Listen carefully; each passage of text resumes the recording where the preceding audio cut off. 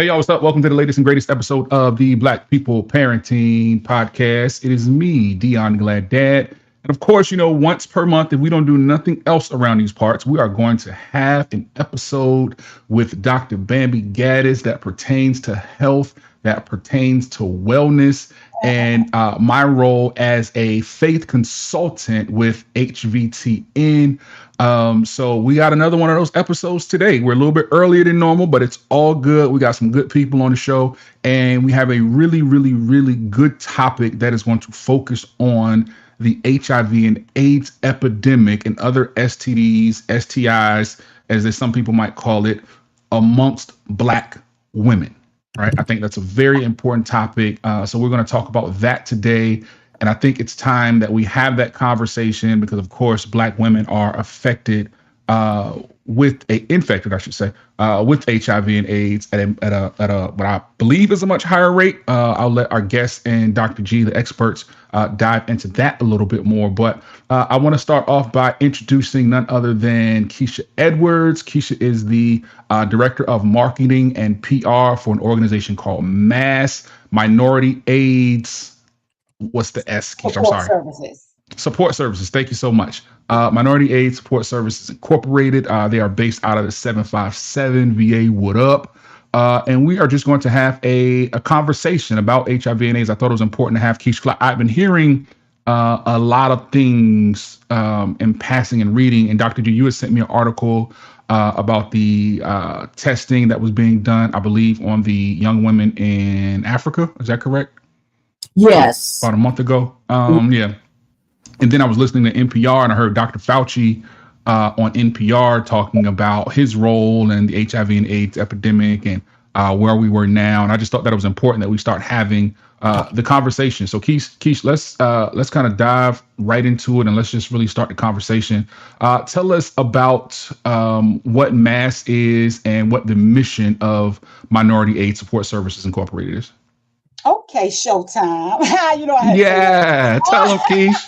Hey, they forgot. I still got it now. You know I had to say showtime because you're gonna always be showtime to me. But anyways, going into Minority AIDS Support Services, which was founded in 2011, what we primarily focus on, of course, is prevention. Key is prevention. However, the other services that we provide is STI testing, as well as in times where we're not able to catch you beforehand, it's about suppressing the virus. And so our main focus is prevention, of course. But when we do not catch those individuals, we want to get them into case management and to make sure that they are taking those drugs that they need, those prescriptions that they need to suppress the virus. We do conduct testing Monday through Friday. 8 until 4. We stop really at 3 o'clock, because we got to go home and eat. But and we also go out to events. We're always scheduling events, which I'll share some of those events with you later, because we have a lot coming up. Because our primary key is having people to know their status, and a lot of people are skeptical about coming in and actually coming to our offices. So we are always willing to meet them where they are out there in the streets, and I mean literally in the streets. So we have a vehicle, we set up events, we're at churches, we're at recreation centers, you name it. If we get the invitation, here we come. We actually have a partnership coming up with YWCA as well as World AIDS Day we have coming up on December the 2nd. And so though our key is prevention, we still need people to be knowledgeable about the virus and how it's contracted and how it's treatable and how you can live with it. It is not a death sentence. And in addition to, we provide the prevention methods, but we can't force you to use it. You know the saying, you can lead the horse to the water, but you can't make them drink it. That's what I say. It's the same with condoms. We have boatloads of them. We have preventive care here, both male and female condoms, dental dam, you name it. You can walk in and simply grab a bag and help yourself to it. But we can't make you come in here and get it. And so we do go out there. We do allow those to order those condoms as well. We will ship them. But the problem is getting those to understand the seriousness, the severity of HIV and knowing your Mhm. status and getting tested and understanding. I mean, beyond HIV, you have gonorrhea, you have syphilis, you have Hep C, you have chlamydia, all growing, and we test for all of that as well. So when you actually come to mass and test it, we would say give yourself about a good 20 to 30 minutes to complete an overall assessment. And during that screening process, we're trying to find out what brought you in. So basically, your sexual history. And then during that time, we'll kind of determine, are you at risk? Because we have some people who have come in, believe it or not, they have not been sexually active for about a year and have been tested in that time frame. And we're like, well, what brought you in? Oh, I need it for work or whatever the case may be. You have to be sexually active and at risk of contracting either STI or the virus. And then, of course, we go through that process of screening you, getting you tested. Should you come back positive, we do have a clinic in our Newport News office that does administer the drugs that you may be in need of. We also have the partnership with the health departments that we are able to set up those appointments and get those drugs that you need to you. So again, key is prevention with anything, Mhm. but we're not going to always catch them in time. So we're Right. here to provide those services both before, during, and after, but we can't always make them come in. So sometimes we have to go out there where Mhm. they are. Mm. That's good. That's good information. So let me ask you this. I was having a conversation with my daughter. My daughter is 20 years old now, right? Which is, Keisha, that might be hard for you to believe because you knew me before she was even born, right? She's Yeah, but 20. Yeah, my she's 20. goodness.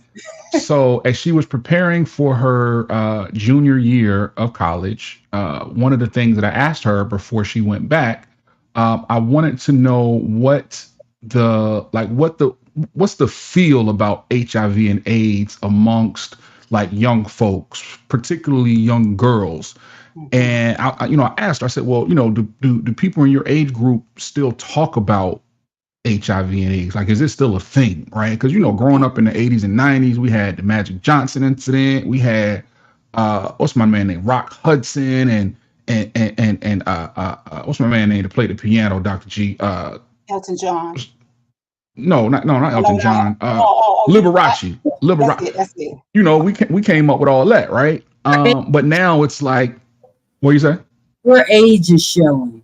I And know. I'm you left out Easy E since you want to. Oh, thank Yes. you, Easy E, thank Yes. you. How could I forget the hip hop folks? For Yeah, you're real. right. So Just again, thank you, Dr. G, for always standing in the gap. I asked my daughter if it was still a thing, and she said, "Nah, not really." She was like, people don't really talk about it. People don't really discuss it. They talk about COVID more now than they talk about HIV and AIDS, right? So, Keisha, I want to ask you, like, what do you think is the landscape of like HIV and AIDS awareness, particularly amongst Black women and Black girls, based on what you're seeing in the work that you're doing out in the streets? First of all, let me commend you on having that conversation with your daughter, because for one, for a daughter to be having this conversation with her father, that's big. For a Hmm. father to be having this conversation, period, that's big. And so I commend you because that opens up the conversation, right? That makes her Hmm. comfortable to know that she can come to you and discuss that. For And in sure. all honesty, they're talking about sex. They're not talking about safety, and so Hmm. they're Hmm. discussing everything down to positions, what we like. I mean, you got the sexy red out here. Yeah. Mm. You got the little Kims. You got all kinds of sex out here. So they're doing it, but they're not talking about it. But I will say this, because we do test in the schools, Virginia Wesleyan, Norfolk State, First Fridays at Hampton University, you name it. And so we're in there. We are seeing them. What the conversation looks like is simply, are we sharing the same? Oh, 1 minute he with me, 1 minute he with you. Hold up, let's go get tested. So they're coming in, and they're coming in groups, but they're not talking about it beforehand. So they're not having this. Where are we? Are we exclusive? Are you sleeping with somebody else? Wait a minute, let me go get a condom. They're not doing this. They're just having this heat of the moment. I'm here. I've been feeling you. I've been watching you. Let's get it on, kind of thing, versus having that conversation. And it's unfortunate because you definitely want to talk about it. I mean, if you're comfortable enough to lay down with somebody in your birthday suit, you should be comfortable enough to discuss their past, history, present, who they've had sex with, who they're sleeping with. Because I will say, you have a lot, I know they say in the closet, but you have a lot that are openly out the closet, got a pinky toe in the closet, 1 foot in the closet, and they're not discussing that. And so, they have multiple partners, and then they may have multiple same-sex partners. I mean, it's out there. And so if they're not discussing it, I will tell you, just last week, I had a girlfriend tell me she'd rather not know. And I'm talking about, I'm in my 40s. You got 40, 50, 60 talking about, hey, I know what I'm doing. I'd rather not get tested. I'd rather not know. Why? I don't understand. I get everything tested from the rooter to the tutor. I want to know what's wrong and what's going on with my body and my health. I mean, and that's how you're able to treat. And so the fact that they're not comfortable to discuss it, and the fact that some people would rather not know, is pretty sad. And I went on, I logged on because I wanted to try to get some recent stats just to give you a general idea. And it was reported that an estimate of 39.9 million people are living with HIV. This was at the end of 2023. And of that number, 1.4 million are your children from 0 to 14 years of age. And then of that number, 34.9 are adults 15 plus. Now, this is where it opened my eyes. Out of that number, 18.8 are women 15 and older. And of those women, 16.4% of 100,000 are Black women. So you have Black women at the highest rate right now of HIV-related deaths among women living in the U.S., and this is simply due to not receiving or getting a late diagnosis. And I'll say that again, not receiving, which means they didn't go get tested, they'd rather not know, or they're too late by the time they get that diagnosis. So that HIV has, of course, has gone over the moment of suppression, basically. And so they're not getting the treatment or the effective treatment they need to help suppress it. And when we say suppress, we simply mean being able to live with the HIV status, being able to basically become undetectable. And of course, undetectable still does not mean you cannot spread it. However, now that you're undetectable, you've got it under control. You've suppressed it. You can continue on living. You're taking your meds. You're doing what you need to do. I will also say a lot of women have said, I don't want to have to take something every day. I don't want to have to think about it. It's kind of like that birth control pill. And I mean, when I say there are so many other options now, even down to monthly needles, there's so many options that if they simply go in and find out their status and then find out that they need treatment, they can find out what's best for them based on their comfort levels, what they will remember, whether they want to do it oral, whether they want to give themselves a monthly shot, whatever the case may be. Again, it's simply a matter of you having to want to know, and then once you know, doing something about that. Key is prevention. But if you know you're going to be out there with risky behavior, you got to do all you can to protect yourself. And Dr. G, I want you to chime in because, prior to doing this work with you, I had never heard of PrEP. I didn't know anything about PrEP. But I want to kind of talk about the stigma that it's still there, that still exists in the Black community around HIV and AIDS, even though we know that there are ways to prevent it, right? Even though prevent it and treat it, right? There still seems to be a stigma around it. And I'll ask both of you, Dr. G, I want you to speak first. Why do you think that stigma is still there? Like Keisha, I don't have a problem talking to my daughter about those things because I'm fully aware that it is those tough conversations that are going to help our relationship to grow. But I want to know, why do you think that stigma still exists if we know we're 40 years in at this point, right? AIDS came around in the 80s, like early 80s. Yeah. We've had 40 years. We now have treatment. We've seen Magic Johnson living with it for years. Why does that stigma still exist, Dr. Gaddis? Woo! Okay. A lot's been said, so and time doesn't permit us to dissect at various levels. So let me first say that HIV is an outcome. It's not a reason. And I would choose to go back first of all, I rarely ask the question why, because typically that puts people on defense versus what or how. So how is it that after all this time, our community still has yet to embrace HIV prevention and care as we have accepted diabetes, hypertension, and the myriad of other health issues that are going on with us right now? Number one, I would suggest that as a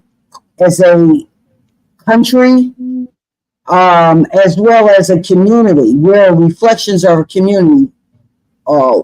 People in this country are hypocrites. And when it comes to sexual health, sexuality, they profess that we are pure. They profess that we are of high ethics and values, but we sell and market more sex trafficking and porn than many countries do. Every single day, even as of today, as we talk about Simone Biles and other athletes who've been subjected to sexual assault on a daily basis, speaks to this contradiction. And so one of the foundations, like we say, the Bible is a foundation of our faith. Well, one of the foundations of making future sexual decisions is having parents, guardians, and caregivers who live the foundation. What does that mean? They're not using the names of body parts that aren't real. They are talking and letting us know at a young age that there's differences between boys and girls. We're teaching them skills on how to tell if somebody touches us in the wrong way. We're not running and hiding and yelling and beating our children when they walk in and find them in what we know is anticipated sexual experimentation. When they walk in and see a child masturbating or whatever the case may be, this is a culmination of behaviors in the country, but in our community where we penalize, where we talk negatively about our sexuality, that we don't talk about it as a gift from God, if you will. But a gift from God that comes with responsibility.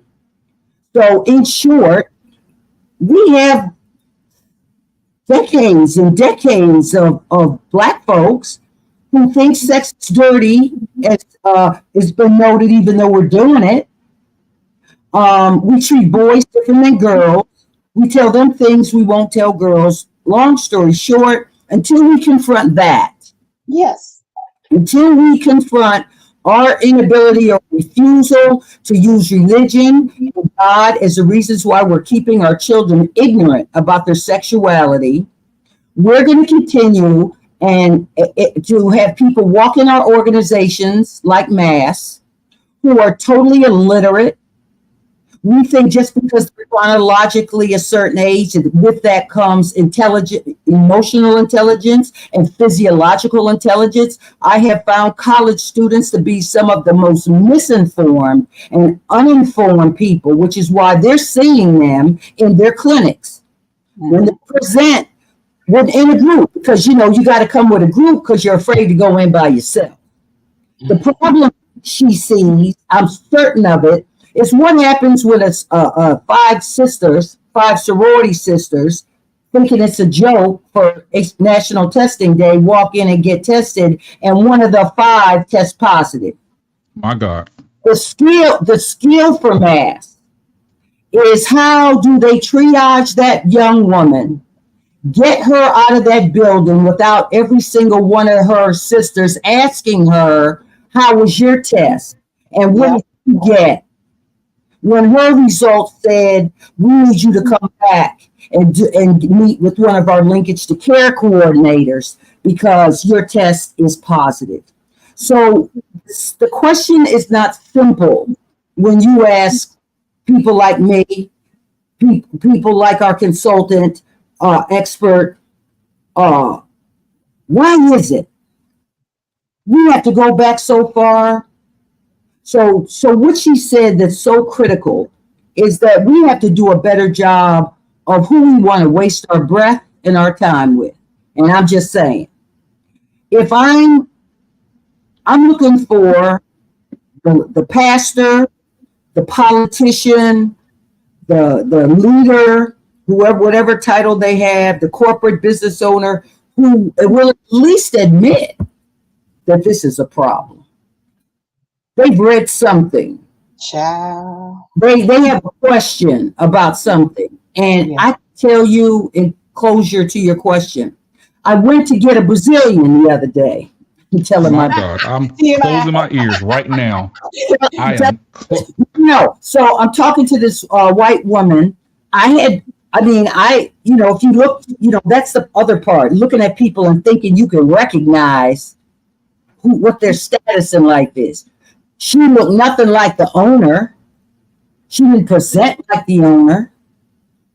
But she literally never, it wasn't until I kept ever so tacitly telling her what I did. Did she tell me not only, we started off about COVID and vaccines. Mm-hmm. She ended up revealing about her gay son, who's in a non-binary relationship with another young woman who's questioning her sexuality. And as I walked out the door, she gave me her card and said, if you ever need any resources, if I can provide any products for outreach you're doing or whatever the case may be, please do not hesitate to call me. And so part of this discussion is, one, keeping our eyes on the prize, that every single person we meet is an opportunity to educate them about what we do. That we walk in with no preconceived notions, because what we do, somebody's got to do it, because it's not sexy and nobody wants to do it. You're right. Yeah. And so, before you go, I just want to say, I'm sorry, Doctor. You go. My bad. Go. Sorry, no, you're good. No, I was just going to say, if you're watching this right now, feel free to drop your comments in the chat. This is a very intense discussion, and I know sometimes it can be a little, traumatizing to ask certain questions. But we have the experts here, so if you're watching, feel free to drop your question in the chat. Keisha, what say you? One more thing, and this is in the light of empowerment, and it's also a frustration for me. And I don't know how others think about it, but I will say this. We keep talking about women's empowerment, and we keep talking about Black women supporting Black women. But one of the things that I'm still processing is, why is it that when I think of my trauma as a former director of a CEO, or CEO of a nonprofit that worked in HIV, when I think about the harm that I think from an emotional level that I've had to overcome, when I think about a Black organization doing this work that's not edified, not only by the larger population, but our own community doesn't lift up the work that we're doing and support us financially. Most of my trauma has come from Black women. Child. And I'm still trying to reconcile why it is that I've had to go to men, both Black and white, to help build, to provide free services to our community, because far too many African American women have set us in their target to not help but to hurt. And that's a really hard reality that we need to confront. And I would beg to sit down with, and I'm in a sorority. I lift up AKA, saying sorority is the next president of the United States of America. No, that's right.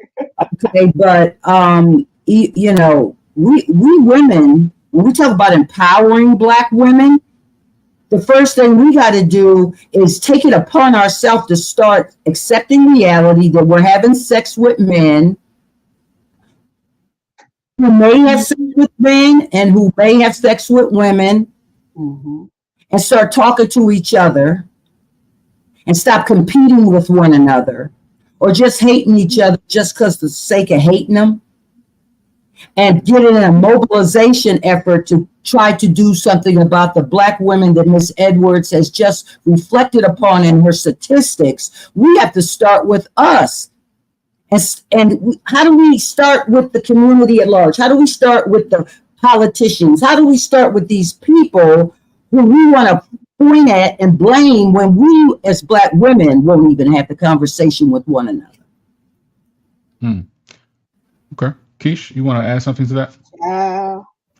All right, so That's let me say this. right there, and I can't do nothing but agree with that because it's so true. It's so funny because a friend and I were just having this conversation yesterday about actually starting a forum, and it was like we need to sit down as Black women and talk amongst ourselves, everything from not only sexuality and HIV and STI, fibroids, and everything that we're not talking about and not discussing, and why is this happening, and why, oh, you've had a hysterectomy, and you've had a hysterectomy, and then you have some who, you know, they like Dr. G mentioned, you know, they know every other status but their HIV or their STI. And it's just as important, if not more important, especially when there are preventive measures out here. And that's what I'm not understanding either. And it's so true that when it comes to that support system, my God, you know, because we all say it. Our director of operations also in the sorority. I heard her speaking earlier, and myself. And you have your sorority, you have your line sisters, you still have your associates, you still have your friends, and then you have who is invited to your home and who is not. And you know, you have a distinction between all of that. But in the end, we're all women out here, and we are our weakest link, like when it comes to a support system. And it's so unfortunate because it's growing amongst women and growing amongst Black women. And I will say that some of these Black women that have become positive cases are married. So what does that tell you? Say, you know that's true, and they're living in silence, and they're making pretend that they don't have to face it as a reality, and that is their business. But the other piece to this is we have sons and daughters. We give birth to children. And I never forget, we were doing a women and girls health summit one year, and one of the topics was sexual assault.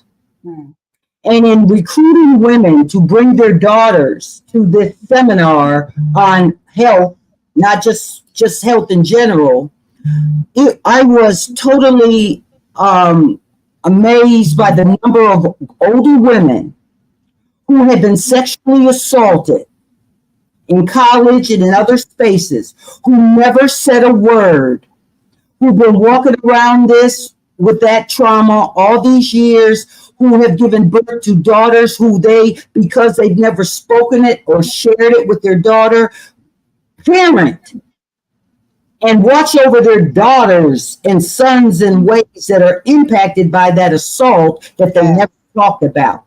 And so what my point is that, you know, I have a 44-year-old daughter now. She's a same gender loving woman. I didn't find out until she was older.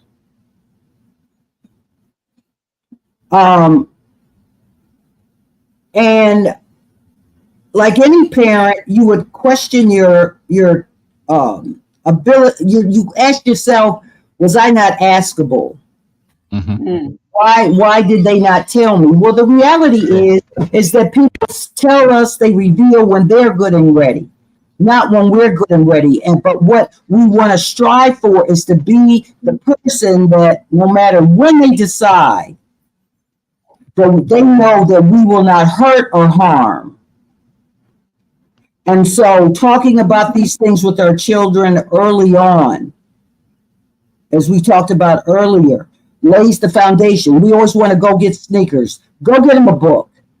Go find a book on human growth development. Say, hey, I know I'm embarrassing you. I know you don't want to talk to me about this, but I'm giving you this book. If there's anything you come across in there you want to talk about, I'm here for you. Versus, I don't want you to know anything. Keep your panties up. Keep your thing in your pants. And all these archaic messages that we still acting like we never had sex before we got married, like they don't know that.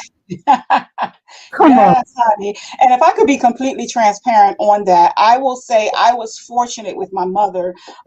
One conversation that she had with me very early on, she told me, she said, Keisha, I don't care who it is. If anybody were to touch you the wrong way, do anything to you wrong that made you feel uncomfortable. And she had the nerve to say, I don't care if it's your father or your brother. And so I've always felt comfortable enough to talk with my mother. Now, I wasn't comfortable when I finally decided, okay, I want to be the smart one. I want to go get on the pill because I'm curious, but at the same time, I wasn't sexually active. I want you to know Brenda was at the clinic when I showed up. And I was so embarrassed, but I was still on her insurance. So what was I going to hide? And at the same time, I knew that was my mother saying, hey, I already told you can have this conversation with me. So Who was at the clinic? My mother, Brenda. Everybody knows I call my mother Brenda, instead of saying mama, because anytime she gets under that skin, she's Brenda. And so I was like, oh, no, she isn't here. And so I needed her to be there, though, because that opened up another conversation where I was being smart. I was being safe. I was being protective. I was getting on the pill. I wasn't even sexually active then, but I walk into the clinic and my mother is there. And so she had called whoever she needed to with my social, found out what this appointment was because it was on her insurance. Yeah. My mother was that person, and it's almost like you almost feel like, hold up, that's a violation. But I was underage. I mean, she could do it. So it's one of those things where it opened up that conversation and that floodgate for me to be more comfortable. I have a question for you. So yesterday I stopped by a store, and literally while I was shopping, I get a call from out of upstate. It's from an organization who said that somebody I knew back in my Skayhead days said they should call me. Here's why she was calling me. That they were a rape crisis center. And that they had a young girl, college student, I believe, who presented after a sexual assault. The hospital in which she presented herself after the rape prescribed her PEP.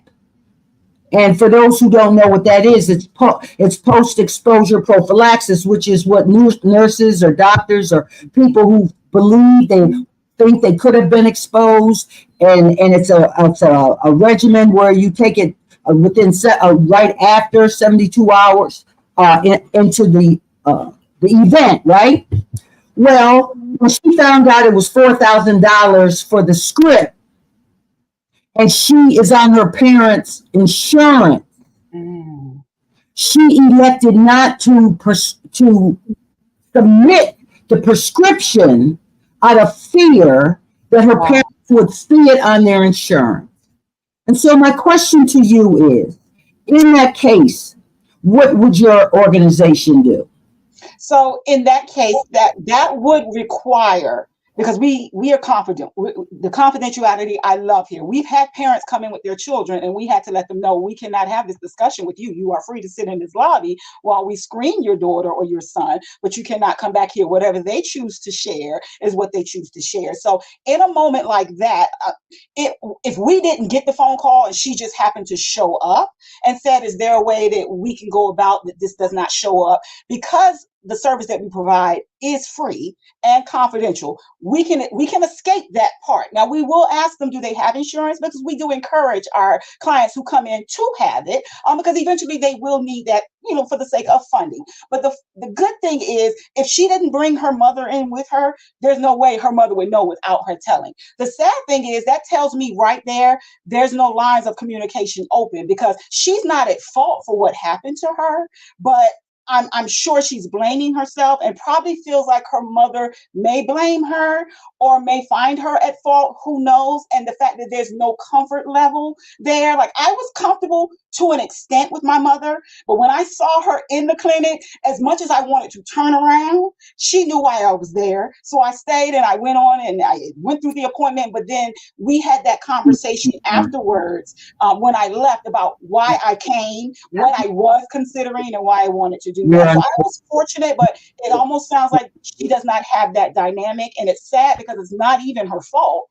And yet here she is not comfortable. And if I could say this, that's what I say when I go to these high schools. When I'm trying to book these events, it's easier in the colleges, yes, because the parent is not there. The red tape that I face trying to set up in middle and high school is crazy. And that's where it's happening. That's where they're being caught, in the bathrooms, in the stalls, in the hallways. Question: does your organization provide PEP?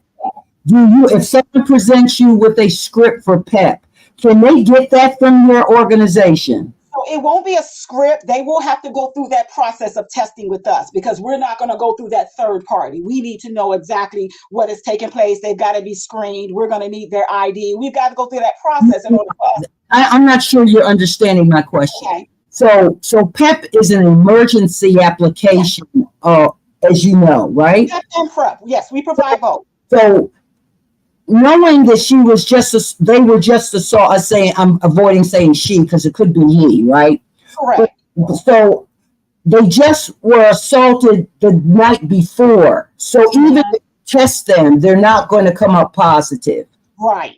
So I'm wondering, number one, this is clearly an emergency administration of Truvada to in case the person who assaulted them was positive.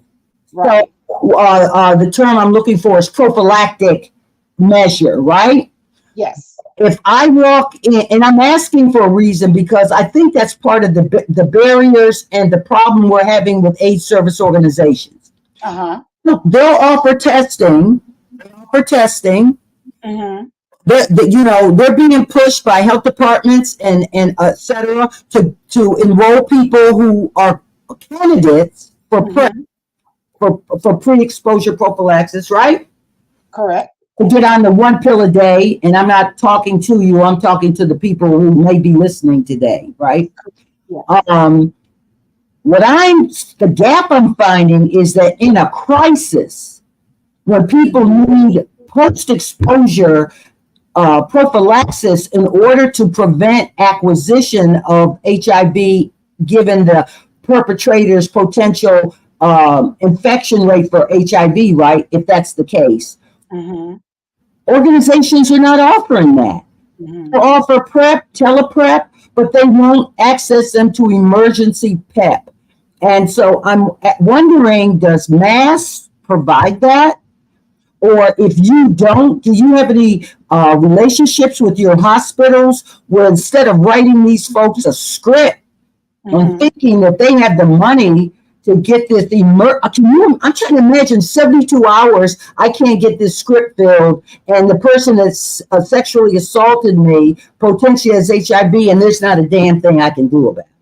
Right. And I get exactly what you're saying and wholeheartedly agree. Now, with our clinic, we do administer that under Dr. Taylor. However, it is a process, and that I see that's what you're saying. It's just like Plan B. Now that's over the counter, right? So I agree. That should probably be over the counter, but that emergency is still coming from that individual. We still have to assess why it is an emergency, why it's needed, what has happened. We're still going off of what they said.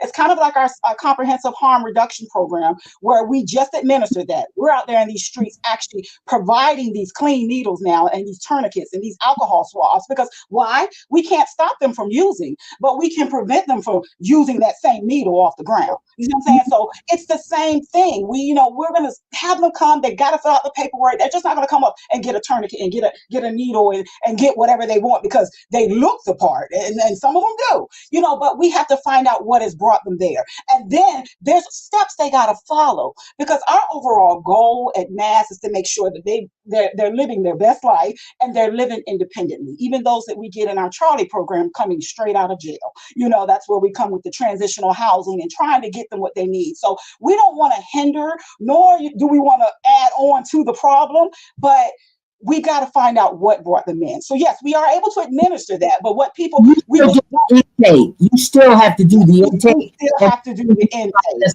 So I get what you're saying, and I agree with it. I'm so glad. I remember when I was working in a clinic, Plan B, I would see so many students just coming in for that, and now the fact that they can get it, they may not want to pay for it, but hey, it is what it is, and that's a risk too, because I've talked to so many girls who said Plan B didn't work for them, hence their child, 3, 4, 7, 8-year-old right now. And so we can't necessarily does that sound personal? We can't necessarily say that this PEP would even work. But I get what you're saying. It's just not one of those things where they can walk in and say, okay, bend over, we got you. It's still a process. And even with our partnerships with the health department, it is still a process that we'll have to find out what brought you in. Now, granted, we're going to listen, we're going to follow up, we're going to test, we're going to make sure, and prayerfully, it will be a good report, but it should it not be. It can't be something where they look at us and like, well, it's your fault this happened, because it's not. We are here to help. We are here to assist, but there is protocol with everything, and especially dealing with your health professionals. We've got to follow, especially those who are funded. We've got to follow particular steps and protocol. We've got to have that paperwork. We've got to have that ID. This person's got to be real. They got to know that we didn't just give Aunt Pookie a shot because she, really, and so it's just one of those things where it's unfortunate, and I completely agree with what you're saying, and in due time, both PrEP and PEP, I'm sure, will be over the counter, but it's just a matter of following steps to make sure that we address the situation and what's going on. So let me ask this. We talked about having a conversation, and I want to speak because you all know how to have the conversation. So let's say I'm a parent who wasn't raised in a home where sexuality was talked about openly, and I don't know how to have that conversation with my kids. Like, how do you suggest parents broach that topic of having a conversation about HIV and AIDS, about sexual health, about STDs with their kids? What you just said, exactly what you just said. You said, I didn't come up and my dad and my mom didn't talk to me that much. Yeah. Mm-hmm. My dad put me in front of women because he was a man raising 3 girls. Mm. So when we came to him with a question, the last thing he was prepared to talk to us about is a period. Mm. But what he did was he put these women in front of us. But as your dad, I'm just admitting up front that I feel uncomfortable about it. But because I love you and because you are my top priority and your safety is everything to me, Mm-hmm. I'm getting ready to take a risk in having a conversation with you, even though I'm really uncomfortable with it. And you may say, get out my business. I realize that. But regardless of what your response is going to be to this overture, I still want to have the conversation. I'm asking you to give me a few minutes of your time to have it. Exactly. And I will say, Dion, I've done that. I've had sessions. I've had forums. I had a whole program that I presented called Let's Talk About Sex. And then I had one called Not My Child, because too often we have parents saying, not my child, your child, the main one, and so it's one of those things where they have to have the conversation. They have to open up the floor because your child, the one with the nickname in the school or that's written on the back of the bathroom door, and here you are. Running and gunning. And I don't even understand where that denial comes from, because if you see them, sometimes you can observe it. Now, granted, some might be changing and carrying that book bag, and you don't see what they're putting on when they leave, but it's a reason why they're not comfortable talking about it. I'm going to be the first to tell you, sex is not comfortable to talk about. It was a big issue. I know with my stepsons, 23 and 20, I would give my husband, I would say, here, take this box to them. Not even take the condom, take this box to them. But I can't make them use it, and it's still one of those things where I'm here to talk about it. please be comfortable talking about it with me. Let's talk about it. Let's discuss it. We've had conversations, but you still cannot be with your child 24/7. And so it's a matter of opening up the floor, especially the ones that first time being away from their parents. They're in school now and they're in a dorm. Thank goodness the co-ed dorms don't start till the sophomore year, but that still doesn't stop. They ready to wild out. They ready to wild out.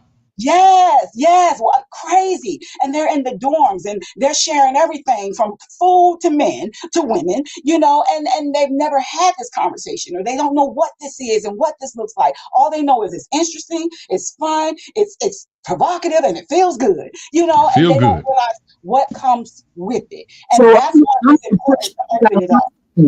I'm gonna push back on one thing and make my age coming through. I think that sometimes we really do think that it's a free-for-all out here. And yeah, the environment is as such. Mm-hmm. But I also think that we have to continue to say, assume they're not until they admit that they are. Mm-hmm. And that they need to realize that everybody ain't doing it.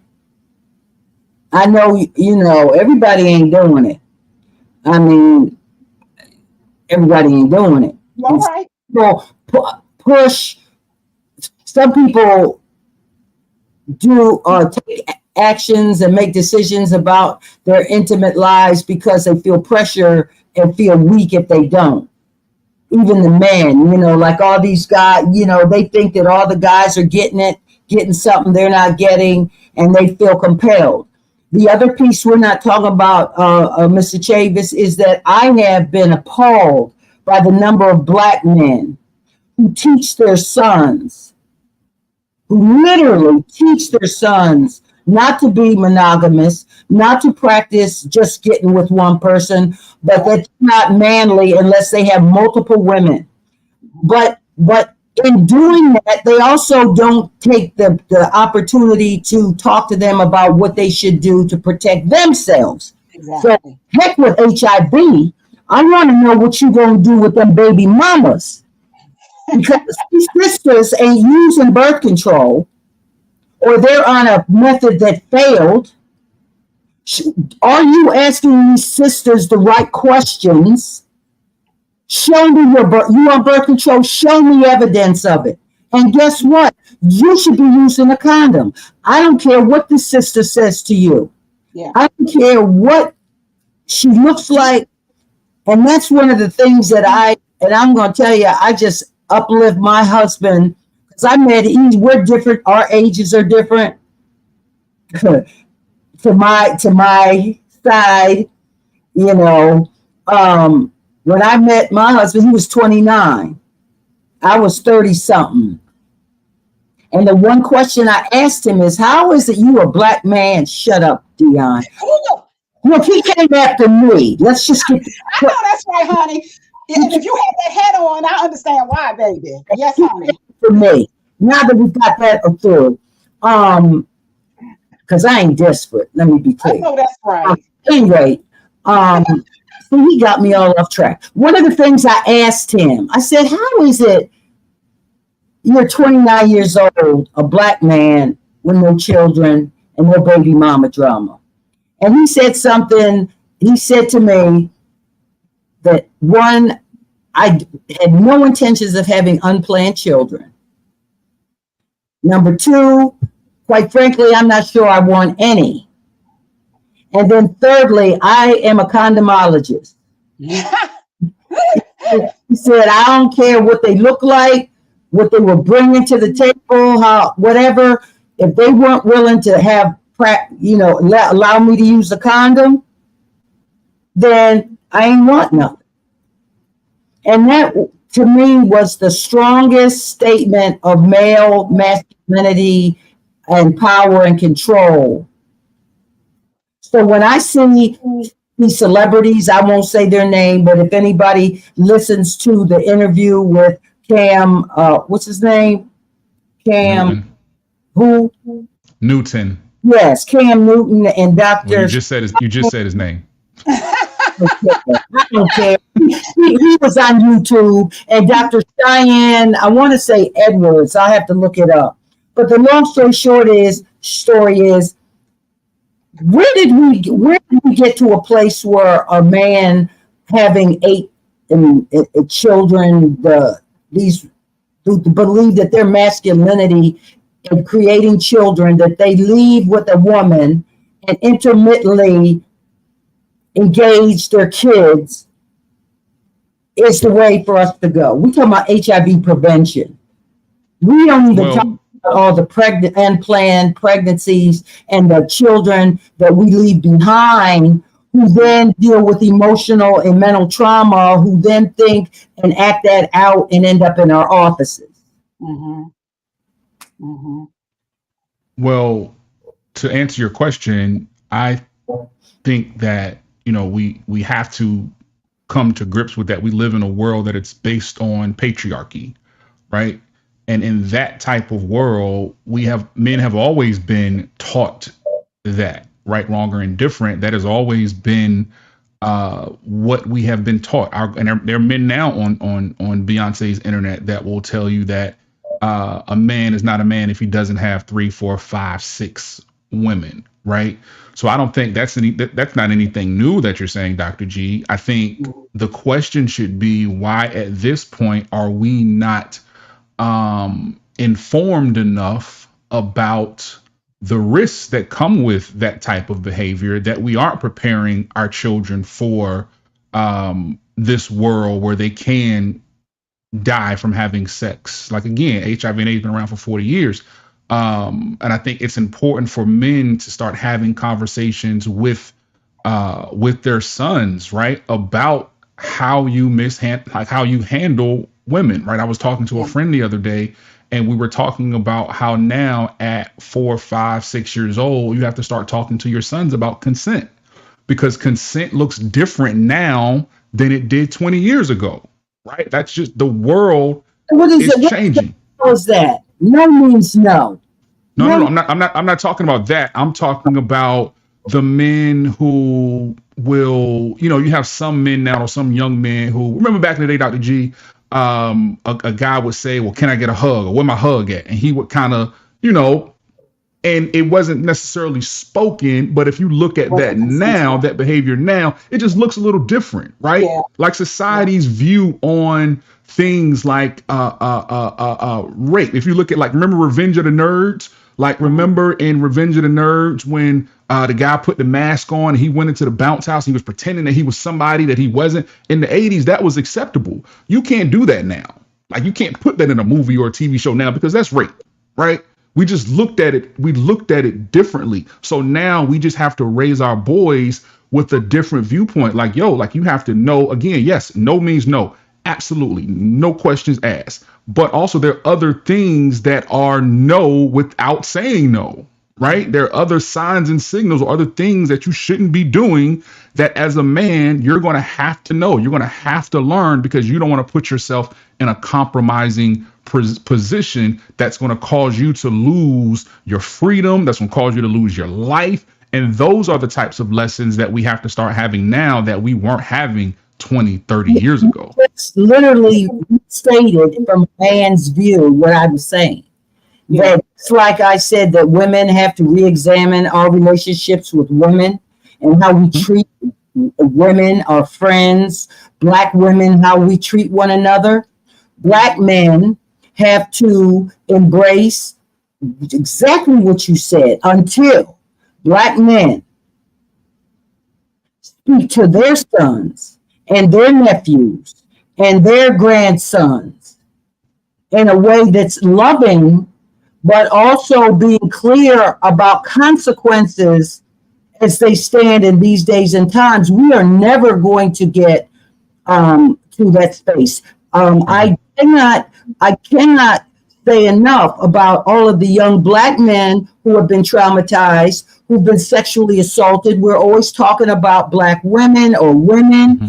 We do not want to talk about, and I am telling you, if you ever watch Tubi, there's a movie, vignette, it's maybe about 49 minutes long, if that.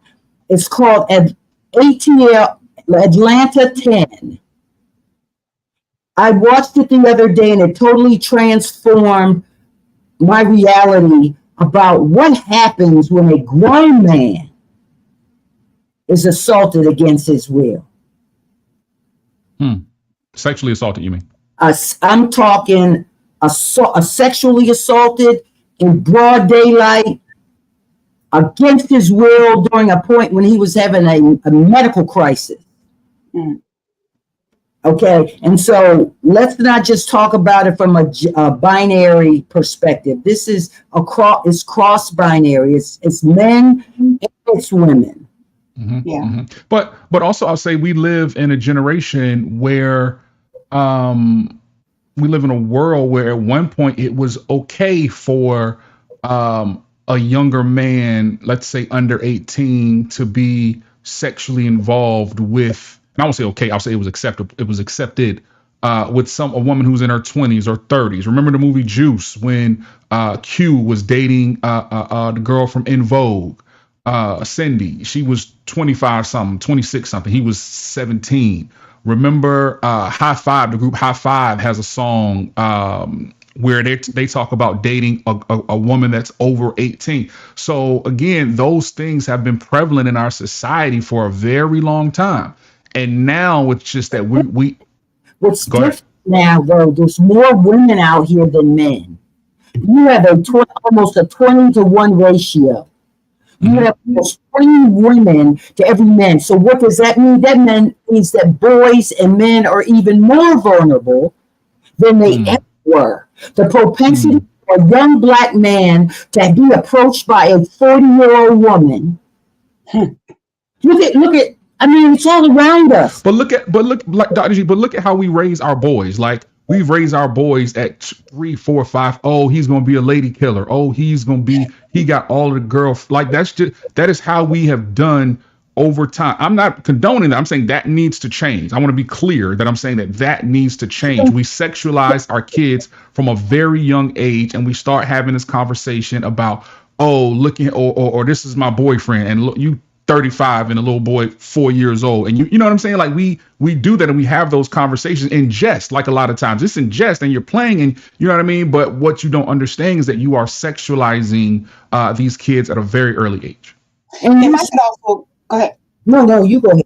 If I could also say, I don't see the age being the problem, because again, with women, we're not trying to raise your son. We're hoping that you've done your job already. That is tasking in itself. And so, and I will say, I've come into relationships where the trauma did exist. I'm excited about the VDHs adding a trauma unit in November to our organization because staff needs it, we need it, everybody needs it. I'm older than my husband, so I can't even say that age is the problem. What the problem is, they're not talking about it. Then additional to not talking about it, whatever. They're not addressing the issue at hand. It's one of those things where they're in denial and then they don't want to talk about it. And then what they don't realize what's up for grabs right now that we're actually going through in this presidential year is that they think abortion is just so simply done. They'd rather just go ahead and have that than worry about, now, how did I get in this situation? Or why am I burning now? You just think it's a song and you think it's cute and I can dance to it. No, you're literally burning. And so instead of actually doing something about it,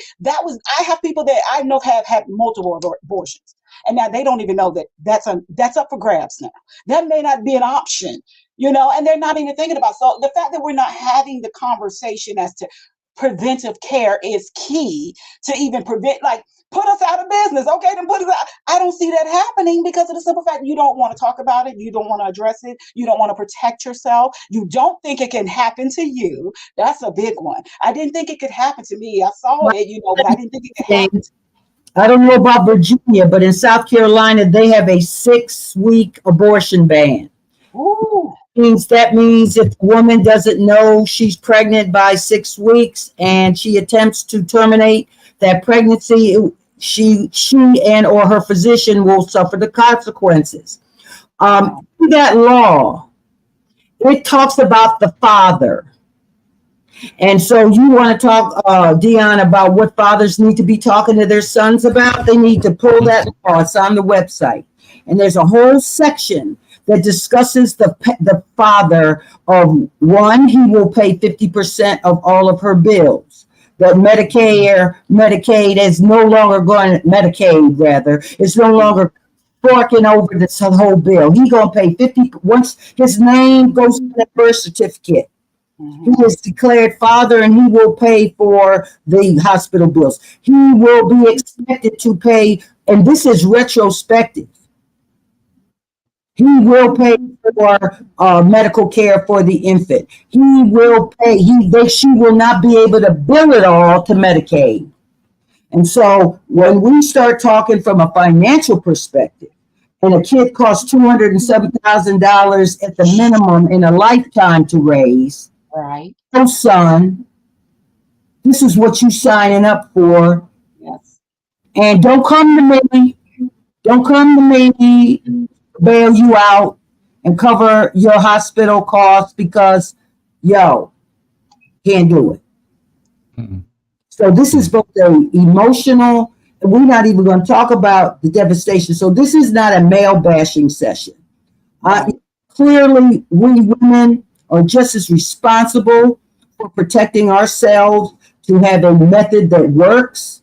Yes, there's a failure rate and everything, but we have got to take more responsibility for protecting ourselves against unplanned and unwanted pregnancies and stop using these men as a vehicle to torment. The last thing is, once we make a decision, and you say, what's this got to do with HIV prevention? This is a cyclical conversation. It's all intersectional. What we think about sexual activity and what we think about our partners, what we think about risk is all intersectional, whether it's pregnancy outcomes, STI outcomes. You'll rarely hear me use the word disease. I'm more likely to use the term infection because that's what we're trying to prevent.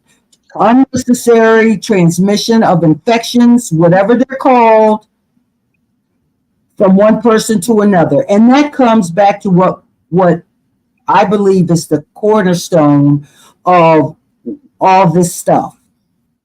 Sexual responsibility. So, Keisha, I know you got to run because you have an appointment. Dottie, I'm sorry to cut you off. Keisha got to go. She got to cut off. Shout out to Bedazzled Ladies Boutique. She said women need to take responsibility as well. Yes. Also said VA needs to have that for sure. How can we better support Black women who are living with HIV and AIDS, Keisha, and also Black women who may not have the means, because we know that there is a disparity in the medical system when it comes to Black and brown folks and white folks. How can we better support those two groups of people, in your opinion? Simply just by providing that. We can't support what we don't know. Right. And so if they know we exist and they choose not to use our services, we can't do anything about that. If they come in, though, and should they find out later that they are positive, they're going to be assigned to a medical case manager. We're going to stay on top of them, making sure that, they realize that this is not the end of the world. We want to make sure that they're getting their medicines. We want to make sure that they're getting all that they need.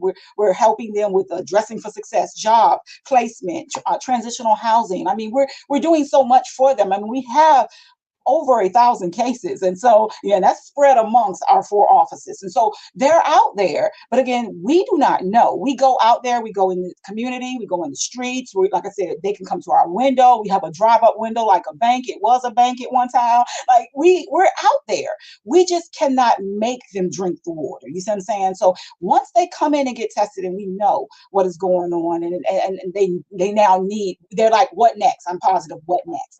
We've got them.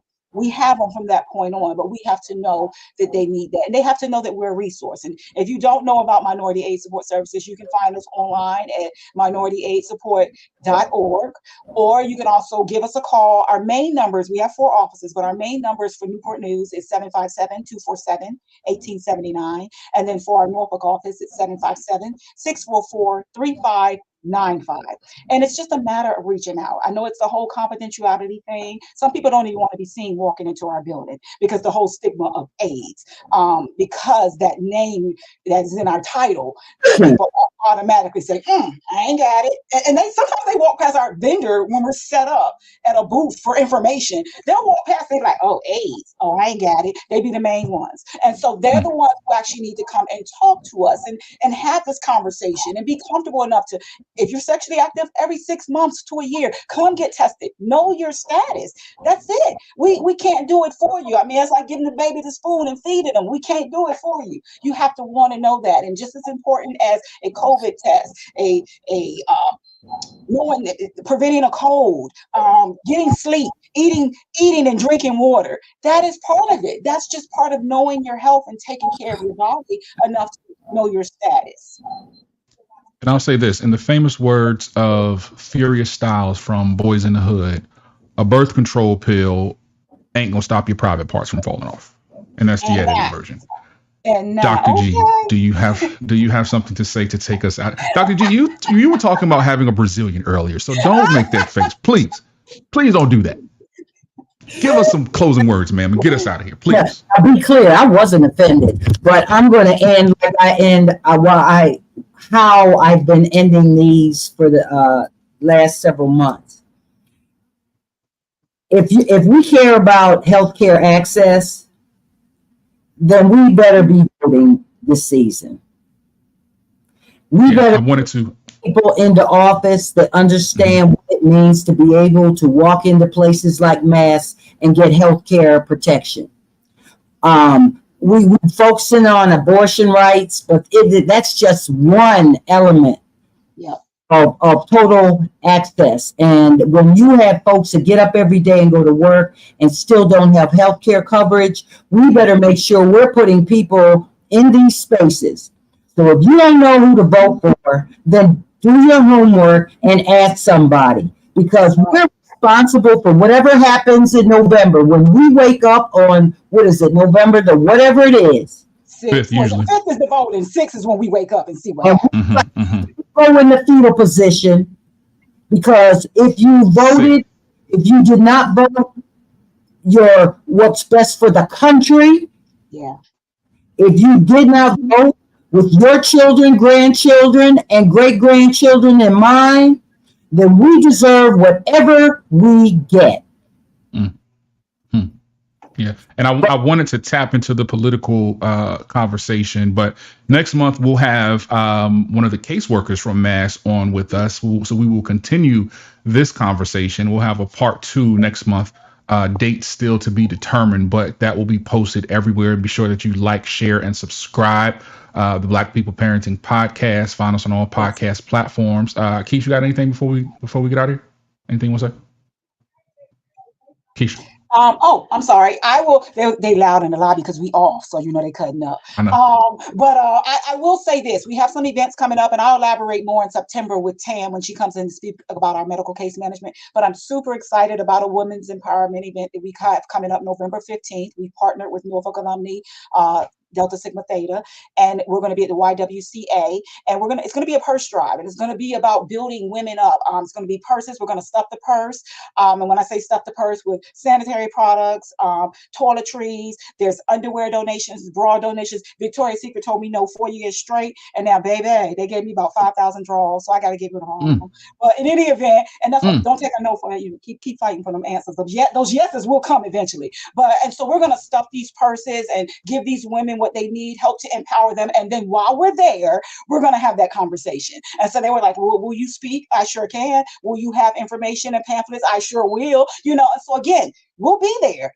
I just hope that you'll be there. And so there'll be more information forthcoming. A bit, but again, it's a Friday, November the 15th, YWCA. It's going to be a women's empowerment because it is growing in women as far as it is STI as well as HIV.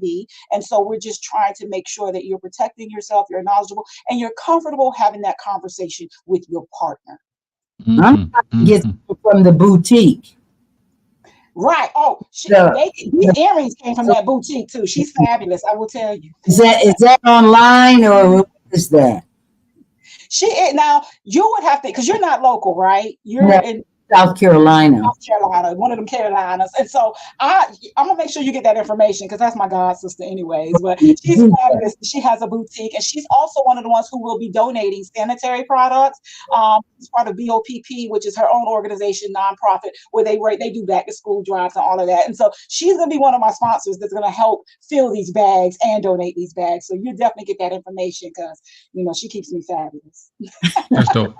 That's dope. So we will pick up this conversation next month. Thank you all for joining us. Thank you, Keisha. Thank you, as always, Dr. Bambi Gaddis with the fly hat on. Yes, and we'll see y'all on the next episode. The corporate thing again. You missed it.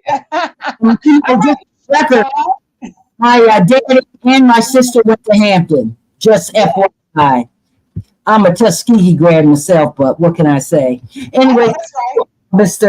Chavis, thank you. All right. Thank y'all.